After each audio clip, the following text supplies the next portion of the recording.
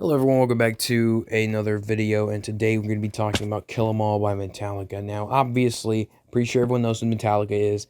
We don't really have to go over them, because obviously Metallica is one of the biggest bands of all time. Honestly, might be the biggest band in terms of what extreme metal had to offer in the 80s. I mean, extreme metal, I'm talking like thrash metal, death metal, black metal. Like, that stuff really started here in the 80s, and Metallica was one of the first bands to really start that thrash metal kind of sound, or at least popularize it. If you don't agree with that, if it started it, but at least popularized it, if you get what I'm saying. So without further ado, we're just going to go straight through this album and just kind of give you a little bit of an insight of what I think about it, you know. So, Hit the Lights, that's the first song on this album. Hit the Lights is a song that starts absolutely bombastically, okay?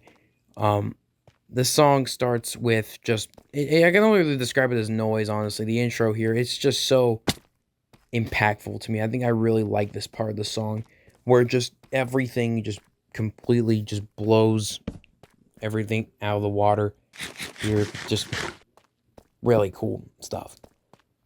Um Obviously the song sounds like a very hype song with the lyrics, I mean, we got the metal madness when our friends start screaming it's right. When we start to rock, we never want to stop again. Hit the lights. That's some lyric. That's some poetry. James Hetfield. That's some absolute poetry right there. Honestly, this whole song just sounds like a very hype song, and honestly, it is a really hype song. I really like the whole thing it's got going on here. The guitar work on here already shows that whoever's playing guitar on here, I never even know. It's either Kirk Hammett or freaking what's his name, Dave Mustaine. It's either one of those. I don't care if Dave Mustaine wrote the riffs or anything like that. I really don't care either way. Whoever did it, really great job. Hit the lights, great stuff. And just overall, it's a pretty great song. The next song on the album here is called "The Four Horsemen."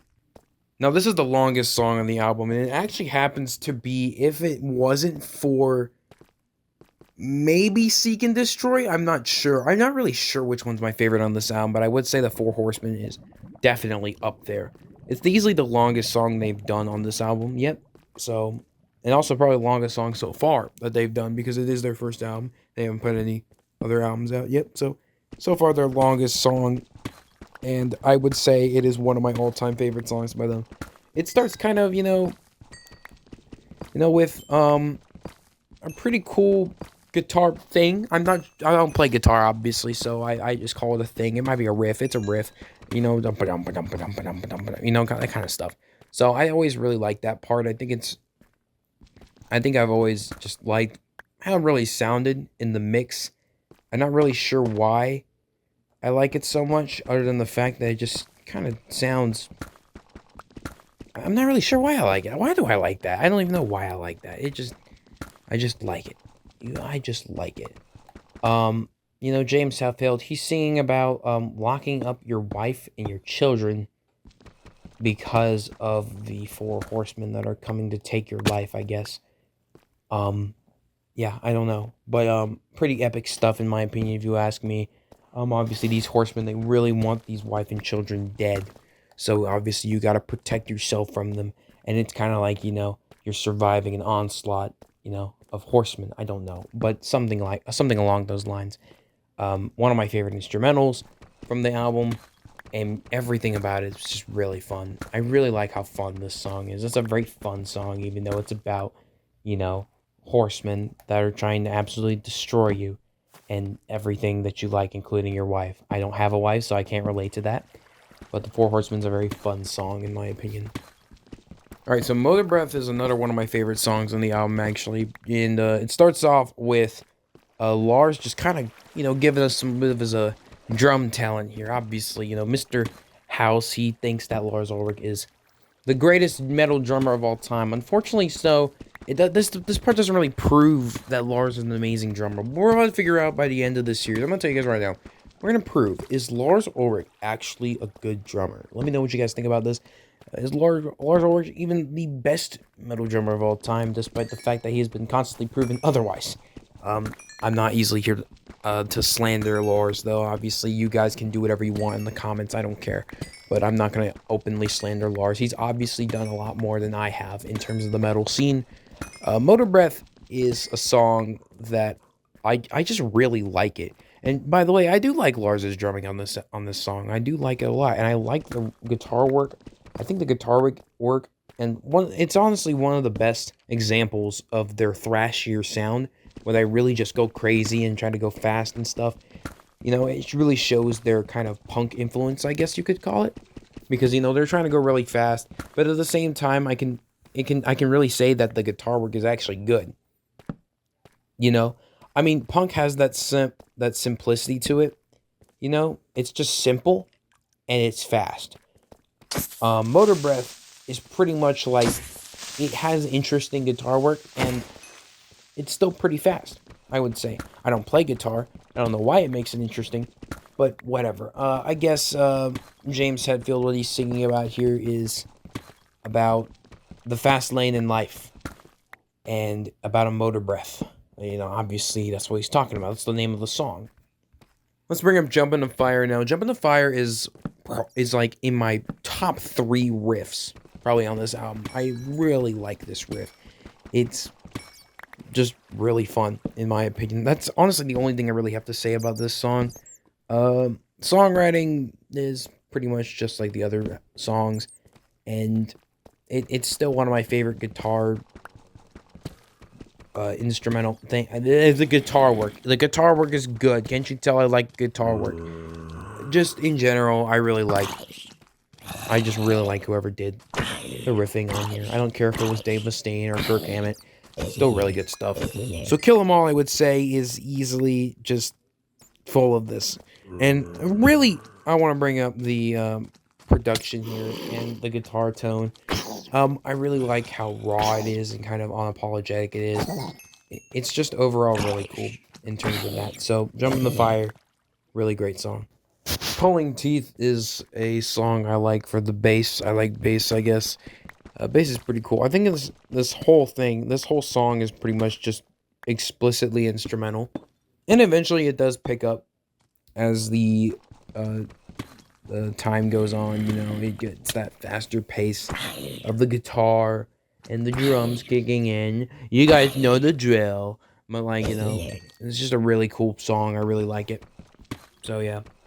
Whiplash is kind of a similar story when it comes to like something like Motor Breath.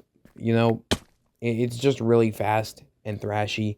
Again, not particularly my favorite song on the album. I think there are better songs on here, but Whiplash is very fun, and I really like it for that. You can really see a whole pit kind of going crazy, starting like a little circle pit, just kind of going crazy there and getting some whiplash from that. It's obviously the song's about whiplash. You kind of read that from the title. Anyways, so yeah, pretty cool song. I really like it. Then we have Phantom Lord, which is actually one of my favorite songs from the album, even. It has elements of the Four Horsemen, which is more of an epic kind of song. So it has that more epic element on it.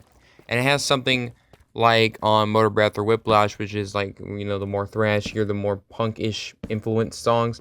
Phantom Lord is kind of a mix between both of them. And I really like it for that.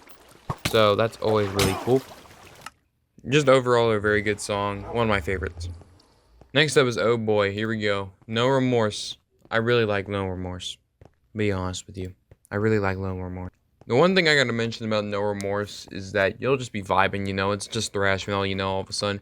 All of a sudden, it's thrash metal, what were we expecting? But like after like the verse, and I guess you would call this kind of the pre-chorus kind of part, the instrumental kind of breaks into this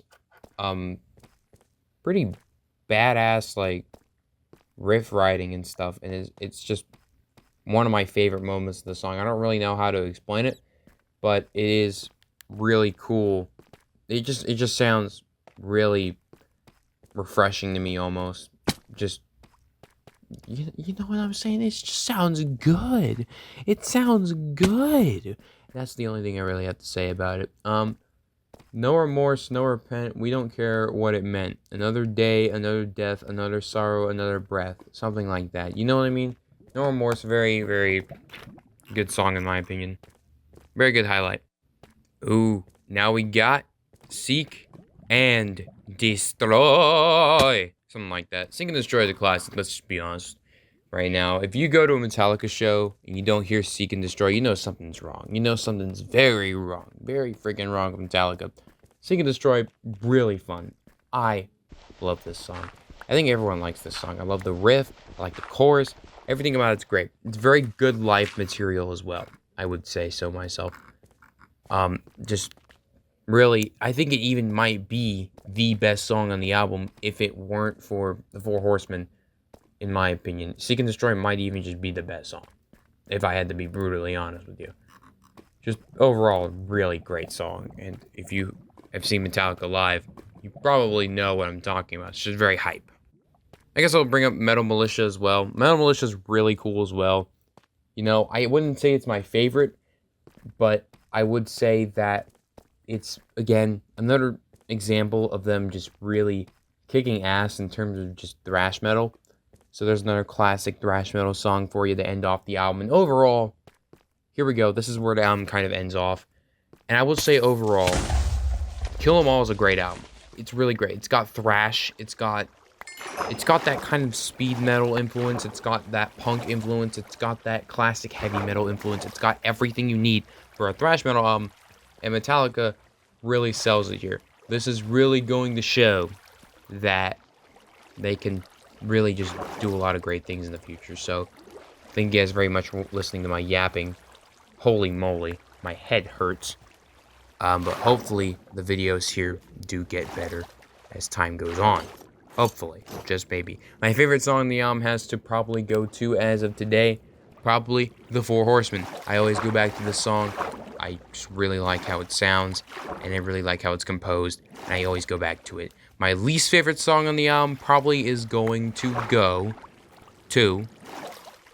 You guys probably won't like this. Oh boy. Metal Militia. I'm gonna go with Metal Militia today, unfortunately. But the whole album's great. Go listen to it if you have. If you somehow have not listened to this album yet, go listen to it, please. Oh my god. Thank you so much for watching. See you all in the next video. Bye-bye.